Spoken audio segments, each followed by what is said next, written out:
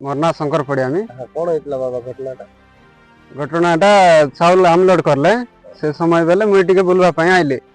मुई जानी नथिली जे चाउल 3 बस्ता एपटे फिंगले बोली करे देखला बेले को चाउल एपटे 3 बस्ता फिंगा आइतिला से मन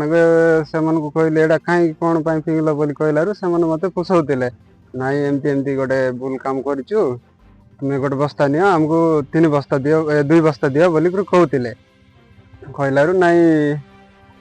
तुम केमती नेबो एटा तो गरीब लोक मान को देबा चाउलटा तुम केमती नेबो बोली करे मुई मोर मन रे भाबली अरे मुई तांको कहली ना एटा हमर 15टा वार्ड मेंबर मान को डाकबो मीटिंग करबा तार पर तुमे ए चाउलटा नै गिरी जीवो बोली करे कहलारु से मन डरी करे पळौतिले से समय रे फोन करी करे जणाइलो दानीगुडा रे फोन कर जणाइलारु से माने अटकेली गाड़ी को अटकेली रखले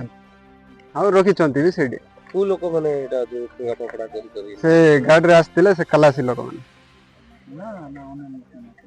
माने अन्य लोक किए नथिले से जगह रे खलासी माने आगतिले से ड्राइवर गाड़ी फाकरे तिला से किछि खोइला नाय और खलासी माने हमको फसौतिले तुमे एंती एंती केते पैसा नियो एंती भी कहौतिले